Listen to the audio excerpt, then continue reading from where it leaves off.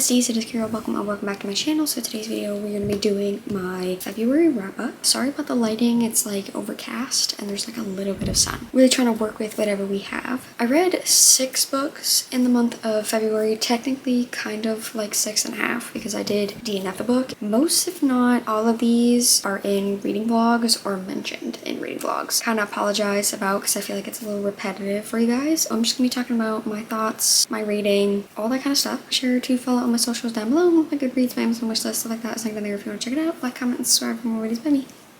And let's just get right into it. Okay, so these first two, kind of 2.5, I believe I talked about in first reading vlog, which was, I think, reading romances for a week. So if you guys want to check out that video, it'll be linked. I think it'll be linked up there. First book that I was kind of like already in the middle of for that video was The Darkest Corner of the Heart by Lucina Coney.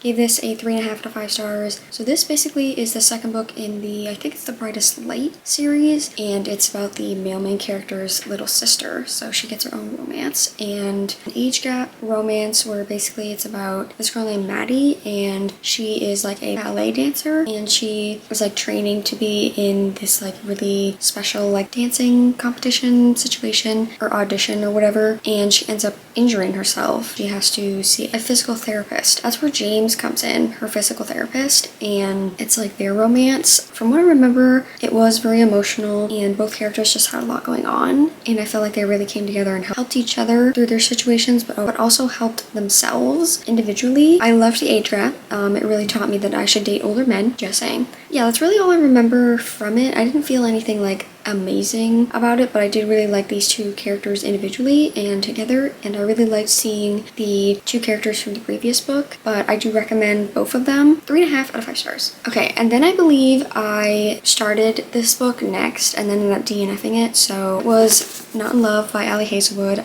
I know. I just really did not connect with anything in this book. I didn't like the writing style, I did not like the characters, I did not like the plot. Basically it's about like I don't know, these like two people like meet off this like special app and then they talk, but I don't think anything happens, and the next day she comes into work and finds out that the guy that she was talking to the night before is actually this guy, and basically his company is like taking over hers, or is going to like take over her company that she's working for. I don't like how lust driven the story was to begin with, and I know she made like a disclaimer at the beginning of the book, but it was just like way too much for me. Like I just could not get over it. It was so annoying. I made it like halfway through the book. Like I gave it that much time, making sure that like if I don't like a book, I'm gonna DNF it. Like I don't want to be wasting my time. And I think to finish up that video, I read Always Mine by Laura Pavlov. This is my first book by this author. It's the first book in the Honey Mountain series, and what I knew about it was some kind of like friends to lover situation, which I don't usually love, but I thought I'd give it a try because I have other books on my Goodreads TBR by this author and I wanted to like give her a shot. Basically, it's just about two best friends and it's like their romance, Nico and Vivian, and basically they've been best friends their whole life, and finally Vivian finds herself single and like has this proposition to like sleep with her best friend. I don't know, try to like get out there, see what the player lifestyle is, because Nico is very much is just like with different women like all the time. There's also a lot more to it, definitely more like an emotional side. Nico has just like a very traumatic past and situation and stuff that's going on with him, so that is a big factor in the story. Vivian is very much there for him. I liked their relationship because you could see that they already really cared for each other, but I just felt like it was very quick turnover from them just seeming to be like best friends and be like, oh, we never thought of each other like this way, and then they like instantly are together and have feelings for each other.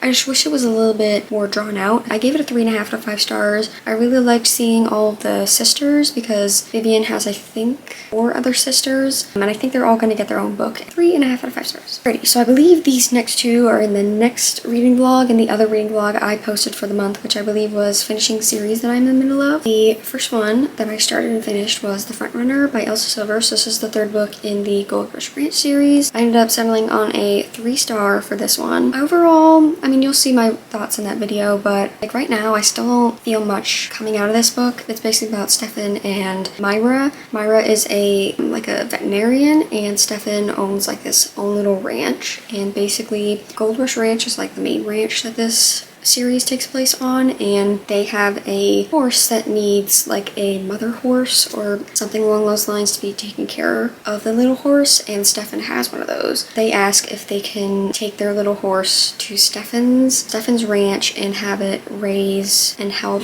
that horse in exchange for Myra going on like 3 fake dates with him or something along those lines. Yeah, I will say, I did like Stefan's character. I liked learning about his history because he's known as like the bad guy. Like nobody likes him. He's kind of sleazy, does some really weird stuff like under the table, but obviously he's got a lot to his past and to him, and I really liked learning about his character, and I felt like we got that like right off the bat, like just to get it out of the way, and slowly you learn more stuff throughout the story. But I just didn't like connect with Myra's character. I just don't know if it's just the way her personality was, where she was very just like comes off as this like woman you shouldn't mess with, and she's like not really like an open character. I just don't know if that's why I didn't connect with her, but I kind of felt like she was just there in the story, and that factored into me not really feeling their connection or anything relating to that. And then I just didn't really love the third act breakup or the conflict as well. I felt like really like we had to have that as like the conflict. I get it, but like again, I just didn't really love that part of the story as well. It's Elsie Silver. I flew through this. Once again, I love the vibes. I am currently reading the last book in the series, and I am really enjoying it so far. I would recommend the series, but I definitely think you should start off with the Chestnut Spring series. 3 out of 5 stars. Alright, so this book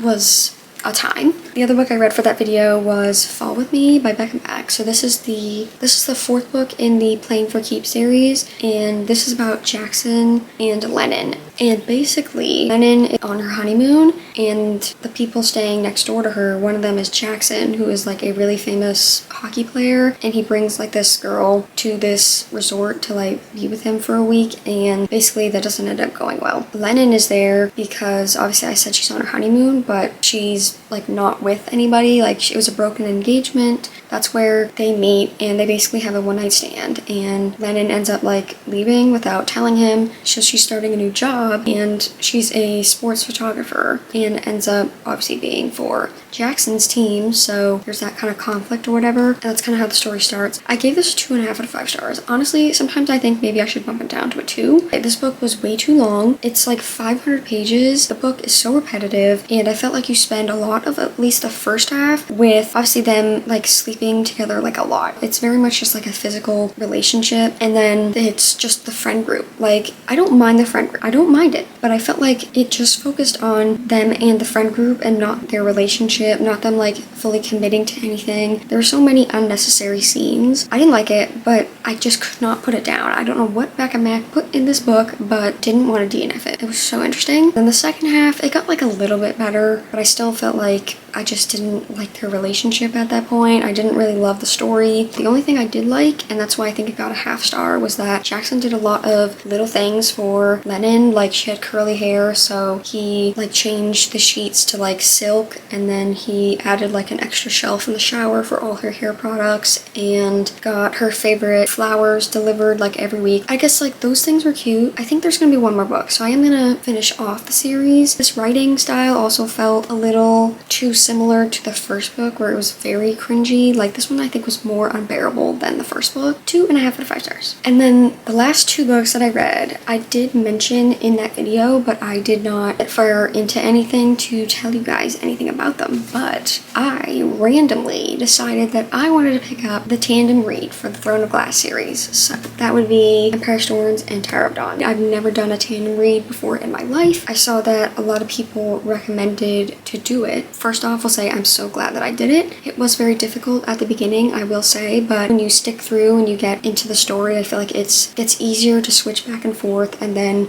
dictate what is happening in each book. So I'm going to start off with Empire Storms because technically you finish this book first. It comes before Tower of Dawn if you're not reading the tandem read. Empire of Storms. Obviously, I cannot talk about the plot like at all. It's like the third and second to last book in a series, and I don't want to spoil anything for you guys, but this book, I rated this a 4.75. Like it was so incredibly good. Everything that happened in this book, like yes, it was pain, it was happiness, it was love, it was torture, like everything that happened in this book I can't even. I think the only reason like it wasn't a 5-star book is because I had to go switch to the other book. Like if I read this like front to back straight off, I think I would have given it a 5-star. It was so action-packed, so many different characters' point of view, so many things you're learning. That's all I'll say about it. I just loved being back with these characters and these specific characters in this book. Can we just talk about Selena is what I'll say, because I don't want to spoil anything like that. Just the absolute strongest character in the world. Like I can't even. I could never be her. She is just like a whole nother level. Strength. I still think about this book even like a week later. And then last but not least, we have Tower of Dawn. So I gave this a 3.5 out of 5 stars. So honestly, I just didn't love this book. I will say there are a lot of different like romantic relationships in this series. There are 2 that happen in this book that I just didn't feel the connection between them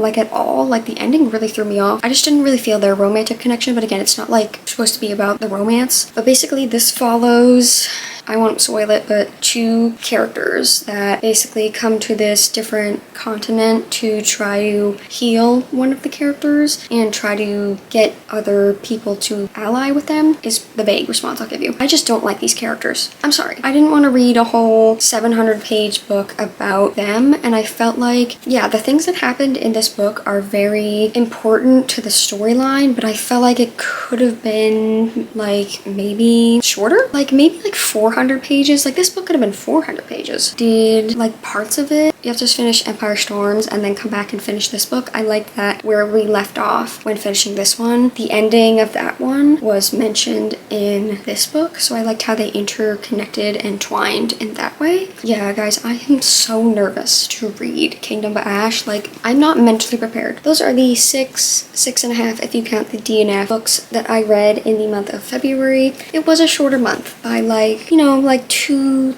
days. So I feel like I could have definitely read another book, but doing the tandem read really took me out. Not about how many books you read, it's all about how you were enjoying them. So hope you guys enjoyed. Make sure to follow all my socials down below, my goodreads, my Amazon wishlist, stuff like that. Just link down there if you want to check it out. Like, comment, and subscribe for more videos by me. And I will see you guys next week for another video. Bye!